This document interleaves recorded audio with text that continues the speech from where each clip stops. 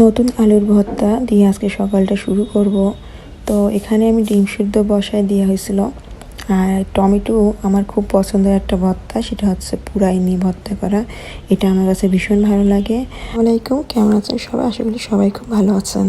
তো আমি এখানে টমেটোগুলো সুন্দরভাবে একটু কাঁটা চামচ দিয়ে ফুটো করে দিলাম, যাতে করে এর একটা বাস্ট না করে। অনেক সময় হয় না, টমেটোটা ফেটে যায় গায়ে মুখে ছেটে, তো এই জন্য আমি ওইভাবে করে দিই। আর কাঁচামরিচটা আমি ঠিক সেমভাবে এরকম হয়ে দিচ্ছি। আর এখানে যদি পাকা পাকা মরিচগুলো দেওয়া যায় না, আরও বেশি ভর্তাটা কিন্তু খুবই মজা হয়।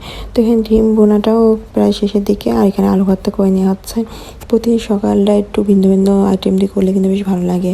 তো রুটি তো সবসময় হয়, কিন্তু সকালে ভাত ভর্তাটা কিন্তু যে মজাটা হয়, সেই মজাটা কিন্তু অন্য টাইমে পাওয়া যায় না।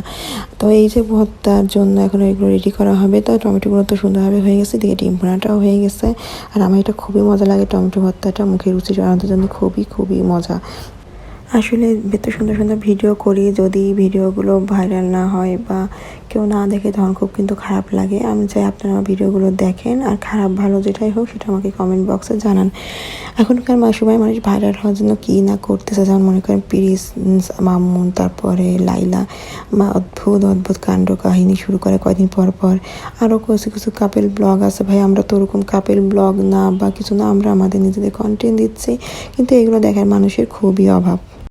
গ্রামে কিন্তু সবসময় মানুষের সকালে ভাত দিয়ে শুরু হয়, মানে যারা গ্রামে থাকে তারা এই মজাগুলো বোঝে আর কি। সকালে ভাত ভর্তা, তারপর যে কোনো মাছের ভর্তা, অনেক রকম আইটেম দিয়ে সকালটা শুরু করে। তো এতে শীত হোক আর গরম হোক, আমার মানে এটা জানি আর কি, যেহেতু গ্রামের অনেকের সাথে যখন পরিচিত হয় তারা বলে আর কি। তো এখানে বেলা হতে হতে এখানে অনেক শাক আসছিল বাসার সামনে। তো মা এখানে ভাতি শাক, ধনেপাতা সব কিছু কিনলো। কেনার পর এই যে আমরা এখন রান্না বসা দেবো, তার জন্য এখানে কই মাছ নেওয়া হয়েছে কয় পিস।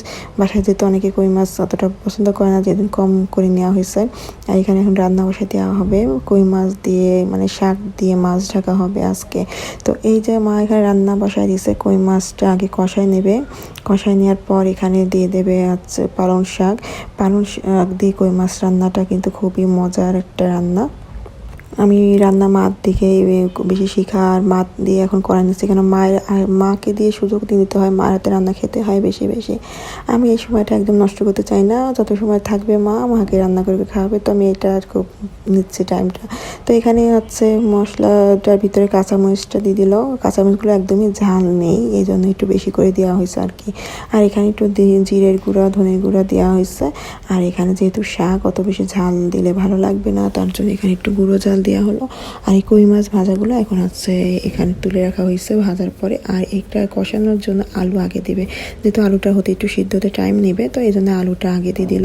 আর এই রান্নাটা কিন্তু খুবই মজার একটা রান্না। আপনারা এই সময় শীতকালে তো পালং শাক, খুব সুন্দর সুন্দর পালং শাকের ভিতরে তো ভাগ আছে, কিছু কিছু পালং শাক আছে রান্না করলে একদমই ভালো লাগে না। তো এই পালং শাকটা যেহেতু আমি এগুলো আসলে কিনতেও পারি না তেমন একটা, তো মা যেহেতু এগুলো কিনছে, তো অবশ্যই এটা ভালো।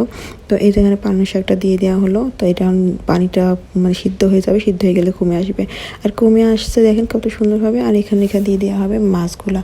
তো এই পালং শাক দিয়ে মাছ, আগে শাক দিয়ে মাছ ঢাকার মতো খুবই মজা এটা।